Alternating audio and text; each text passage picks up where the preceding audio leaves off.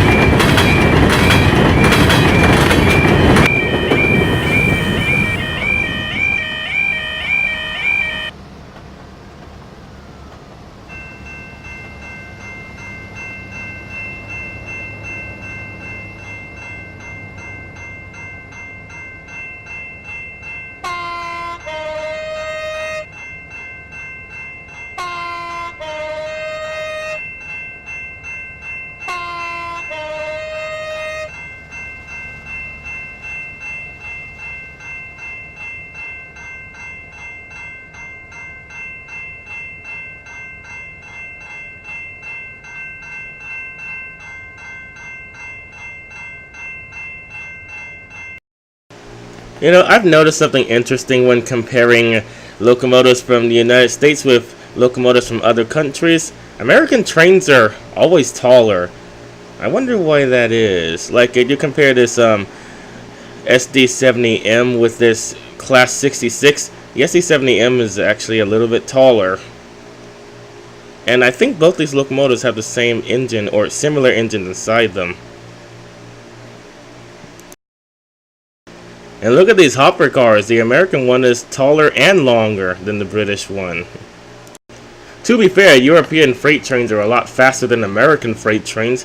In fact, I remember the first time I saw a video of a British freight train crossing a railroad crossing. The first thought I had was, man, those trains are fast. How come we don't have freight trains that move this quickly in America? Now here's a funny video of me desperately trying to turn the heater off in my car. If you have a 2002 Mercury Sable, you probably know what this is like. I've actually seen people having trouble getting their heater to turn off on their Mercury Sable a lot of times on the internet, and no one seems to have a solution on it yet. Okay, I'm going to show you how to fix a very common error with the 2002 Mercury Sable, or at least temporarily fix it.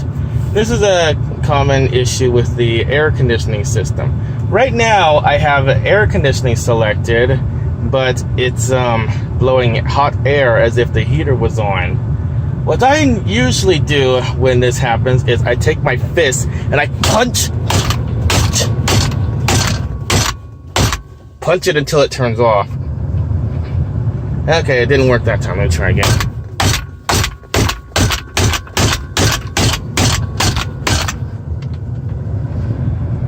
Still blowing hot air.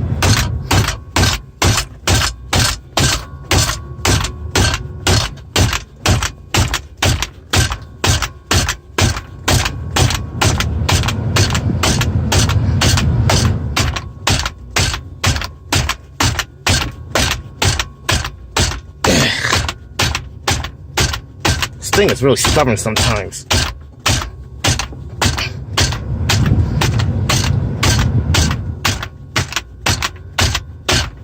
Just gotta keep punching it until it starts working.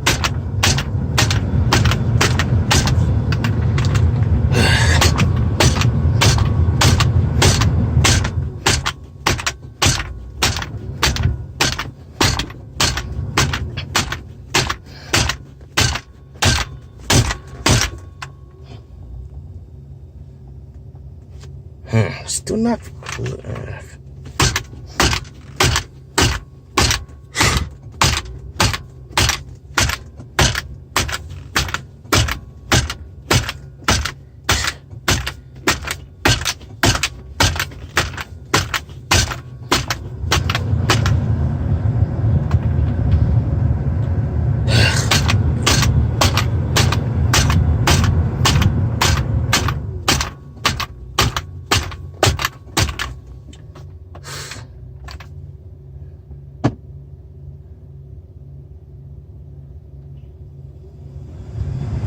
Okay, now it's switched to air conditioning. Of course, this will only work temporarily. Eventually, it'll switch back to heat again, and you will have to repeat the process and keep punching it until it switches back to air conditioning. I don't know why it does this. It's really annoying, especially when you're driving in 90-degree weather and it, out of random, decides to switch from air conditioning back to heat. So far, the only thing I have tried that works is just punching it until it switches back to air conditioning. And it'll work for a short time. Sometimes it'll work for a few days, but then it'll just switch back to heat again. And it does it more often on Fridays and Saturdays and Sundays than it does during the week for some reason. It's as if it just wants to turn the heater on those 3 days only. Why does it do that? I have no idea.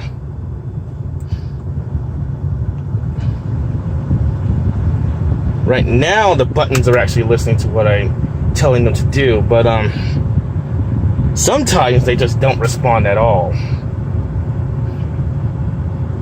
But punching it seems to work most of the time. Now, usually it doesn't take quite as many hits as it took me during this footage to get it to switch from heater back to air conditioning.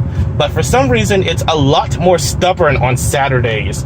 And on Saturdays, you have to hit it a bunch more times than usual to get it to switch back to air conditioning. But either way, I was able to get it to switch from heater to air conditioning through this method. So I guess you could sort of say that this is a temporary fix, at least, until you can find out what actually is causing it to switch to heater when you turn the air conditioner on. But for now, since I can't afford to spend a lot of money on a problem that I don't even know what the cause of it is, I'm just going to keep hitting it until it works. Because that apparently seems to be working for now, at least. If it gets to the point where hitting it stops working and it just gets so stubborn that no matter what, I can't get it to switch to air conditioning, then at that point I'll take it in a shop and see if they can figure out how to fix it. However, this one problem with this car, I've searched online and a lot of people say they have taken the car to several dealerships and several mechanics, and none of them say that they can figure out what the problem is, or they're at the very least not sure what's causing it. I think I'm starting to understand why I got this car so cheaply. It only cost me $1,600, probably because the last person that owned it was tired of the air conditioner switching to heat on its own.